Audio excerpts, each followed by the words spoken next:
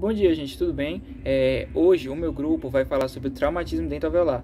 Nós vamos dar a definição, vamos falar sobre o grupo de risco, falar sobre a etiologia, vamos falar sobre os primeiros socorros, a anamnese, o diagnóstico e as medidas preventivas. Então, gente, o traumatismo dentoalveolar tem por definição, segundo Miller, ser uma lesão ou um dano produzido nos tecidos e órgãos que formam o complexo dentoalveolar. São considerados hoje um problema de saúde pública. Eles podem ser de agentes causais de ação direta ou indireta. Antes de tudo, é importante lembrar a diferença terminológica entre traumatismo dentoalveolar e traumatismo dental, onde o traumatismo dentoalveolar tem um conceito mais amplo e mais adeso na literatura, pois ele aborda não somente o dente, como também o ligamento periodontal, o cemento e o osso alveolar. Por ser um acontecimento mais frequente em crianças, muitas vezes, infelizmente, o primeiro contato dos jovens com o cirurgião dentista. Como eu falei no slide anterior, o traumatismo dentoalveolar é caracterizado por envolver os elementos dentários, como o tecido de suporte periodontal, os tecidos moles e ósseos da cavidade bucal. Por ser uma lesão de impacto geralmente bem forte, é comum causar trauma nos pacientes, ainda mais quando o dente é completamente arrancado. Como ele é considerado um problema de saúde pública, pois as lesões que, além de afetar, além de trazer desconforto para o paciente, pode causar também ineficiência mastigatória, afetar a fonética do paciente e principalmente a estética, causando desconforto no bem-estar social da vítima. Por serem lesões geralmente as lesões por geralmente ocorrerem de forma acidental, é de extrema importância que o atendimento seja o mais rápido possível, a fim de preservar a saúde do dente e do paciente. Oi, eu sou a Camila e eu vou falar agora um pouquinho sobre a etiologia e os primeiros socorros dentro do traumatismo dentoalveolar. Bom, a etiologia, ela nada mais é do que as causas que fazem com que esse tipo de acidente ele aconteça. No Brasil, a gente não tem nenhum tipo de estudo base que fale sobre a prevalência desses traumatismos dentro de cada situação. Porém, a gente sabe que os elevados índices de acidente de trânsito, de violência, de práticas de esportes normais e radicais, além das brincadeiras infantis, como brincadeira em parquinho, correr, que ocasionam queda, elas fazem com que esse traumatismo ele aumente muito, porque as pessoas não costumam usar nenhum tipo de proteção quando elas estão brincando ou praticando esses esportes. Então, é muito mais comum que aconteça. Bom, em relação aos primeiros socorros, quando esse tipo de acidente acontece, é comum que ocorra lesões na bochecha, na língua, nos lábios, na gengiva, além do próprio dente ou da maxila, mandíbula, enfim. E o que é aconselhável? Que você apenas pegue um pano seco e limpo e pressione o local da lesão para estancar o sangramento. Nunca se deve lavar a lesão ou o local com nenhum tipo de solução, nem fisiológica, nem medicamentosa, nem água. O importante é você estancar o sangramento e procurar o seu dentista o mais rápido possível. Em caso de avulsão, que é quando o dentinho ele sai totalmente do seu alvéolo e tá íntegro, você consegue recuperar ele, o importante é você guardar ele em solução fisiológica, aí sim você coloca a solução fisiológica, ou leite gelado, ou a própria saliva. Se for de criança, é recomendável que o pai guarde, que não dê pra criança, porque ela pode engolir e, enfim, perder. Mas é importante que esse dente seja guardado para que ele possa ter um reimplante e, assim, um prognóstico muito mais favorável para a reabilitação íntegra desse paciente. Bom, pessoal, agora nós vamos falar um pouco sobre o que fazer em caso de traumatismo dentário. O primeiro passo é procurar um atendimento de um cirurgião dentista o mais rápido possível. Feito isso, no consultório, o cirurgião dentista ele vai fazer uma anamnese, que é uma entrevista com o objetivo de identificar os sintomas do paciente para chegar ao diagnóstico de uma doença e assim traçar uma forma de tratamento, certo? Então, na anamnese tem alguns tópicos importantes a serem seguidos. O primeiro é a QP, queixa principal, que é onde o dentista pergunta qual o motivo do paciente ter procurado aquele atendimento por urgência. O segundo é a identificação, que é onde ocorrem as perguntas do dentista e onde o paciente ele vai relatar o que ele está sentindo naquele momento, certo? Junto com a identificação, ocorre o terceiro tópico, que é a cronologia, que é onde o dentista pergunta quando e onde ocorreu, ok? Então, enquanto está acontecendo esses três tópicos, também está acontecendo a quarta, que é a HDA, Histórico de Doença Atual, que é onde o cirurgião dentista ele relata todas as informações passadas pelo cliente, usando os termos técnicos de cada área. Através dessas informações ocorre o quinto tópico, que é a orientação e o diagnóstico, que através dessas informações passadas será possível obter o diagnóstico correto e onde o dentista é capaz de aliviar o sofrimento do paciente naquele momento. Então, a anamnese ela é a base para o diagnóstico rápido e assertivo, para que o paciente inicie o tratamento com rapidez e eficiência. Tá bom? Então, pessoal, nós, como futuros cirurgiões dentistas, é imprescindível que nós realizemos uma boa anamnese em todos os nossos pacientes. Pessoal, feito a anamnese, agora ocorre o diagnóstico, que é onde o paciente precisará realizar exames físicos, tanto na cavidade oral quanto no corpo, por conta das possíveis causas do traumatismo. Então, após feito o exame físico, começa o exame de palpação nos locais para verificar se não houve nenhuma fratura óssea, beleza? Então, feito o diagnóstico, agora vem o exame clínico. Ele tem como objetivo identificar as possíveis lesões que ocorreram em decorrência do trauma. Fez o exame clínico, agora o paciente precisará fazer o exame radiográfico. Por quê? Porque no exame radiográfico mostra as possíveis alterações não percebidas no exame clínico, como por exemplo fragmentos de dentes, entendeu? Então é de grande importância que o paciente faça esse exame radiográfico.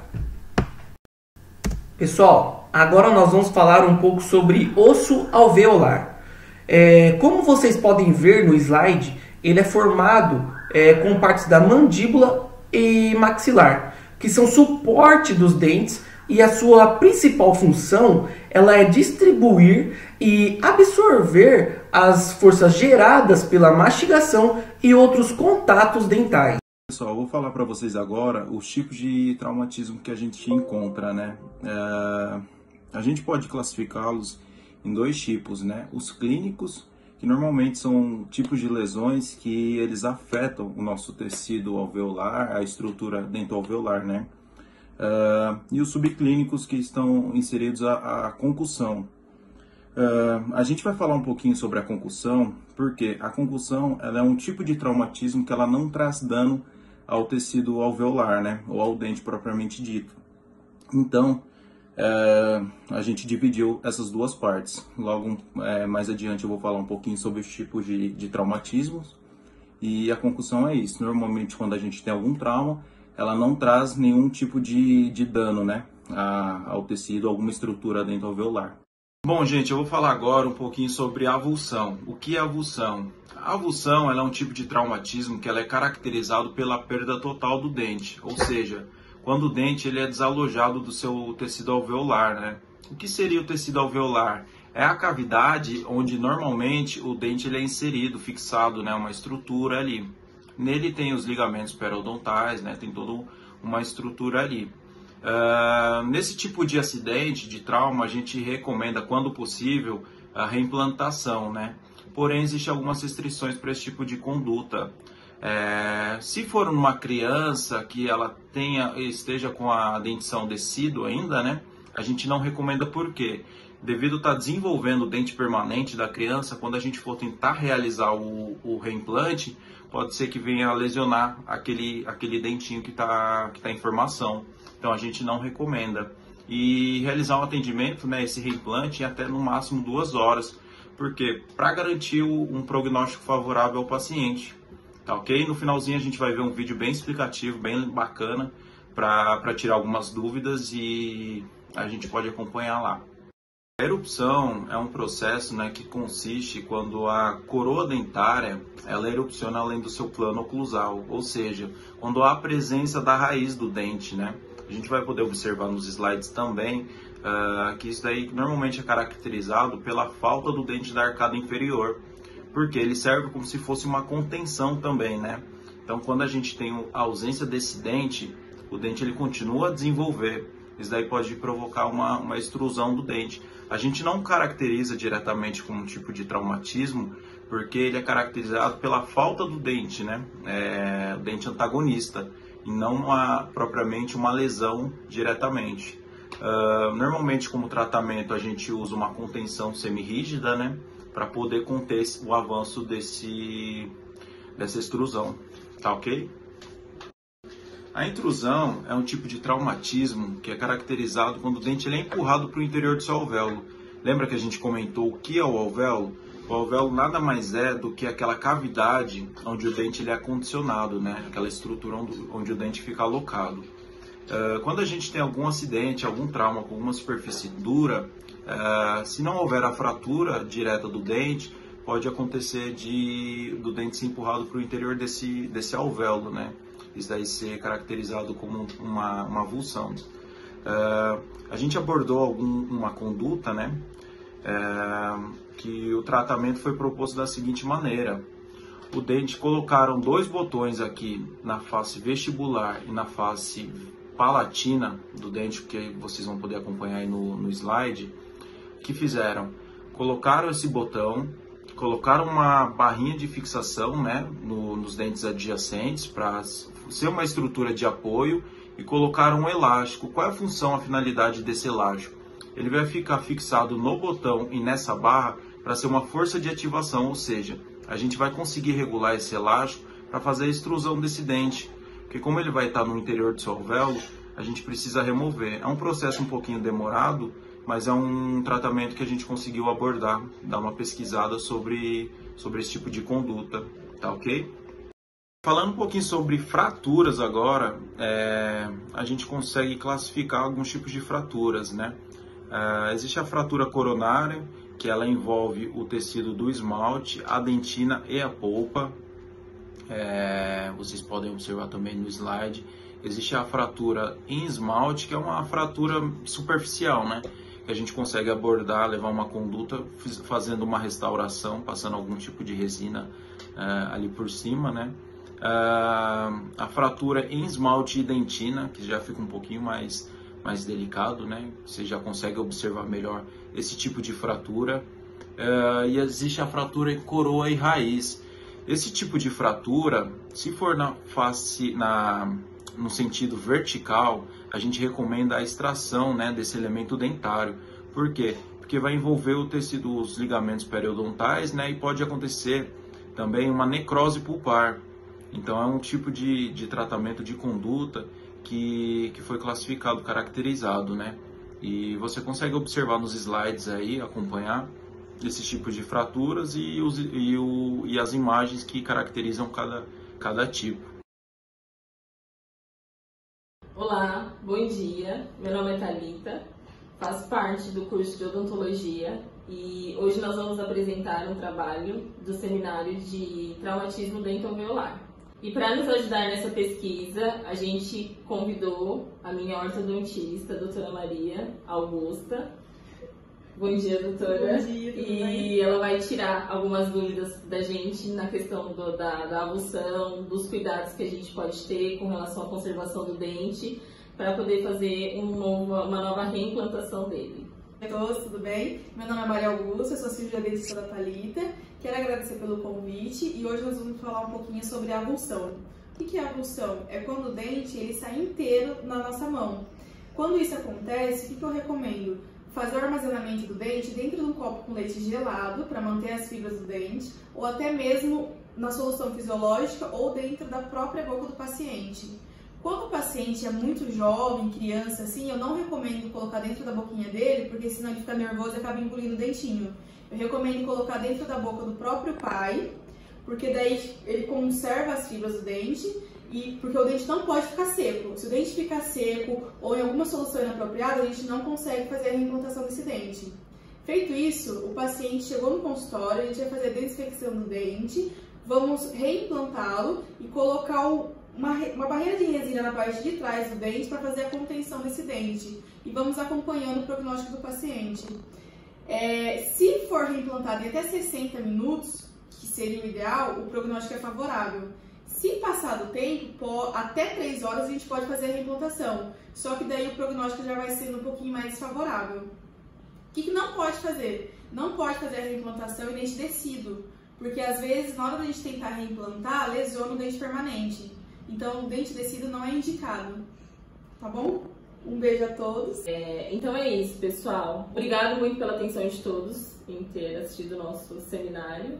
E é isso, muito obrigada, doutora Maria. Imagina, foi uma fofa, como sempre. Sigam ela, porque ela é linda, sou suspeita pra falar. E é isso, muito obrigada. Tchau.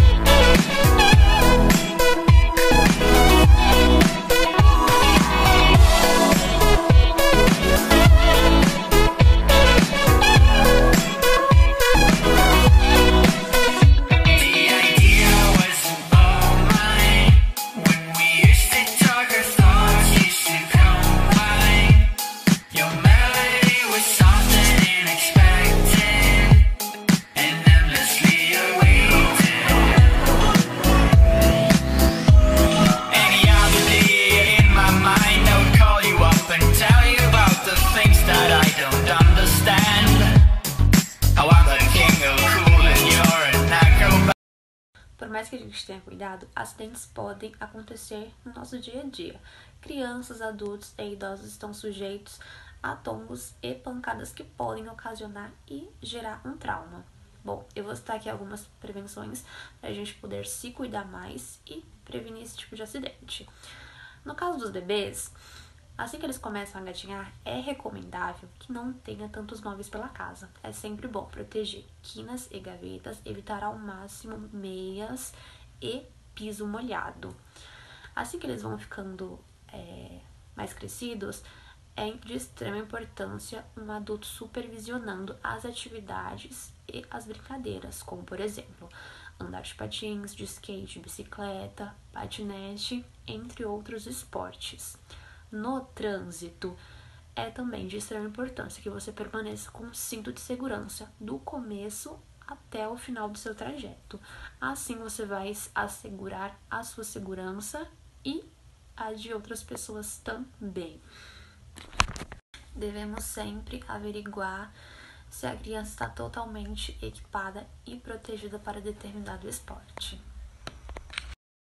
Devemos sempre averiguar se a criança está totalmente equipada e protegida para determinado esporte. O traumatismo dental deve ser sempre considerado uma urgência e tratado de forma imediata. Por fim, o paciente deve ser submetido a um exame sistemático para verificar o trauma, os dentes e as regiões envolvidas.